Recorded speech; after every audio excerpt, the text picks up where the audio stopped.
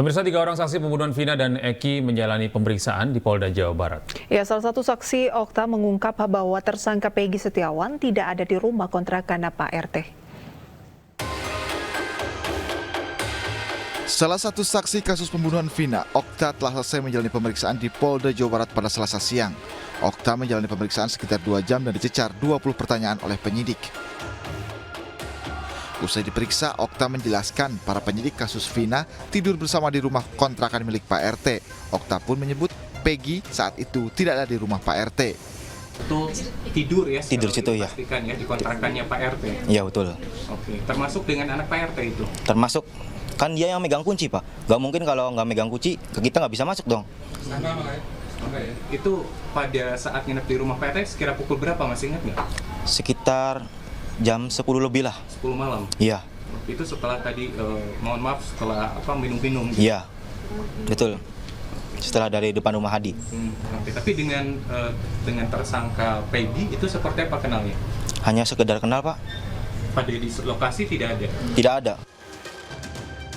Total ada 3 saksi kasus Vina yang diperiksa Polda Jawa Barat hari ini, yakni Okta, Pramudia, dan Teguh. Mereka datang dengan didampingi belasan pengacara untuk memberikan keterangan baru di kasus Vina.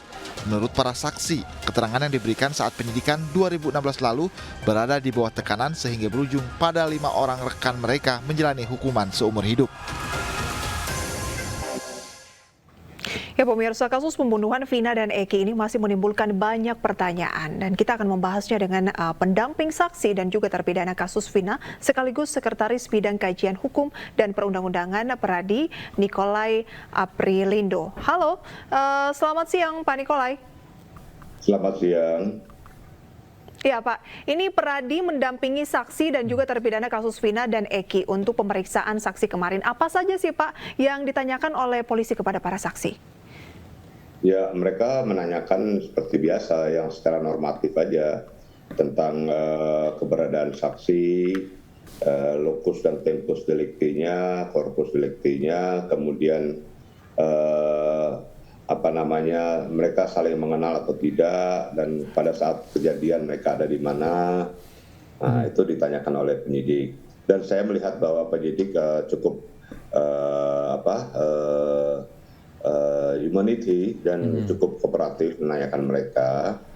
Dan ini suatu kemajuan yang sangat luar biasa. Kalau kasus ini tidak mencuat ke publik dan tidak didampingi oleh berbagai kalangan pengacara atau lawyer, maka ini akan terjadi kasus seperti yang tahun 2016 kalau tidak didampingi. Iya. Dan alhamdulillah puji Tuhan bahwa semuanya bisa berjalan dengan baik, dan kami yakin bahwa ini akan berjalan dengan baik, apalagi sudah ada instruksi dari Presiden kepada Kapolri untuk membentuk tim khusus untuk membuka tabir kebobrokan daripada penyelesaian kasus Vina ini sejak tahun 2016, dan ini menyangkut masalah masa depan orang, nasib orang, dan masalah nyawa orang. Juga kami sangat berempati dan bersimpati terhadap keluarga Vina dan Eki yang telah kehilangan 2 putra-putrinya. Kami sangat kehilangan, sehingga kami merasa perlu untuk ini dibongkar sejelas-jelasnya, terang-terangnya.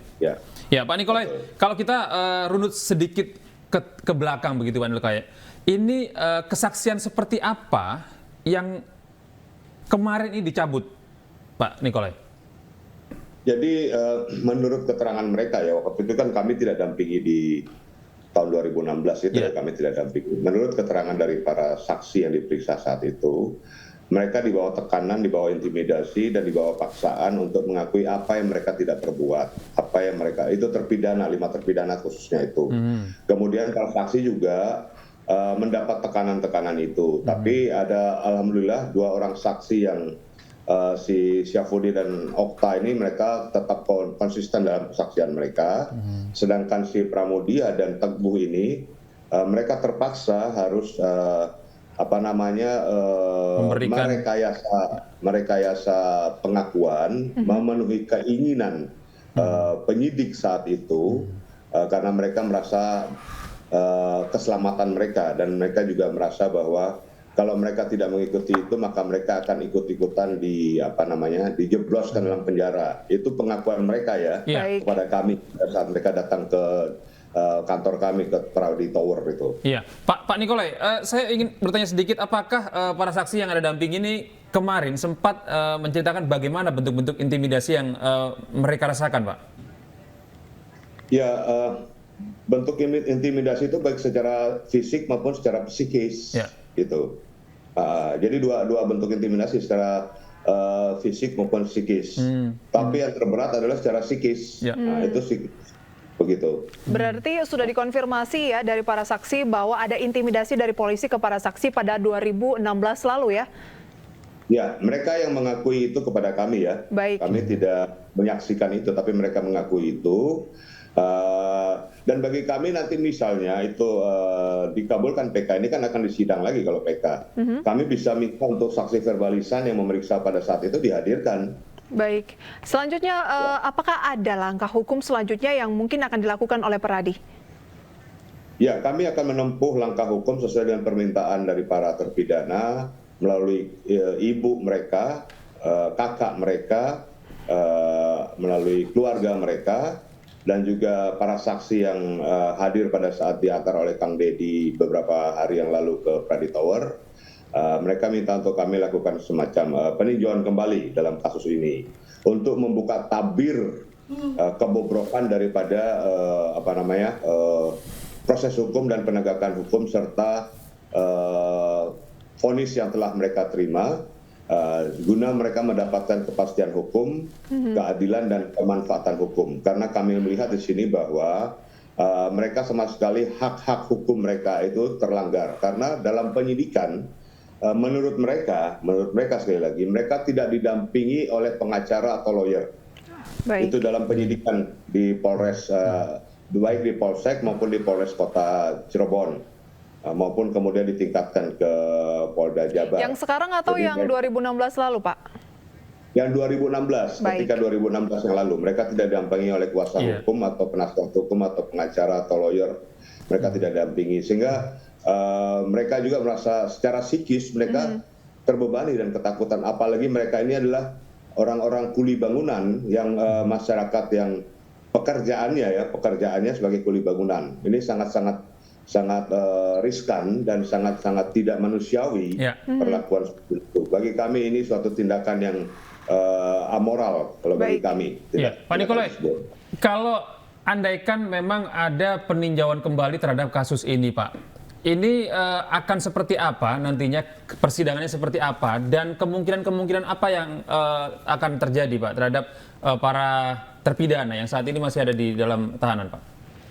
Ya, kalau terjadi peninjauan kembali, insya Allah kalau itu dikabulkan untuk peninjauan kembali, maka itu kan disidang, dan mereka akan kami minta untuk dihadirkan dalam persidangan. Supaya kita bisa mengorek lebih jelas keterangan-keterangan mereka secara jujur, secara detail. Karena begini, Mas, profesi kita, profesi advokat atau pengacara atau lawyer ini adalah profesi novitium nobile, officium nobile. Officium nobile itu profesi mulia. Kami tidak akan membela orang yang berbohong atau orang yang tidak jujur, dan itu akan ketahuan kalau mereka berbohong atau tidak jujur. Kami akan membela orang yang tidak melakukan sesuatu, namun mereka dituduhkan melakukan, atau orang yang betul melakukan sesuatu tetapi mereka mengakui perbuatannya, dan kami akan membela untuk meringankan hukuman mereka. Insya Allah bisa membebaskan mereka dari jeratan hukum. Pak, hari ini kan kuasa hukum Peggy Setiawan akan ke lokasi yudisial untuk meminta pengawasan pra-peradilan yang pihak Peggy ajukan. Nah, tanggapan Bapak seperti apa? Ya, itu adalah hak hukum mereka. Mereka berhak untuk mengadu ke Komisi Yudisial.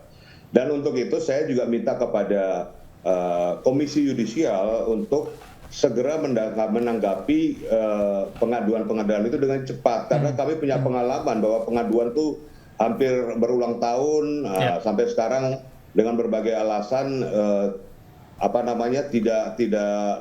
belum ada penyelesaian secara komprehensif gitu. Jadi kami minta, karena kasus ini kasus yang cukup menjadi perhatian publik dan mendapat perhatian khusus juga dari Presiden Republik Indonesia maupun Kapolri, maupun seluruh lapisan komponen masyarakat memberikan perhatian ini.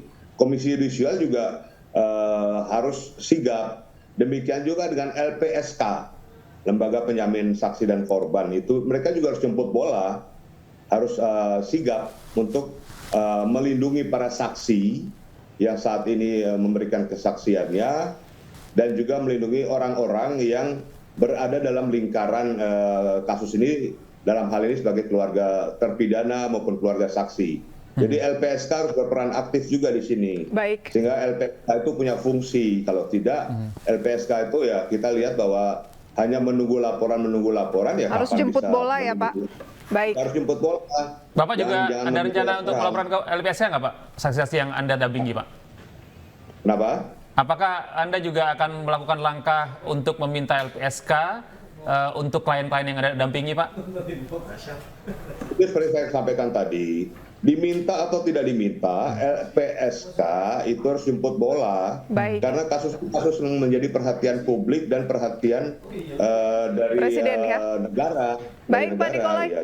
Terima kasih Baik. untuk informasinya pada siang hari ini. Selamat beraktivitas kembali.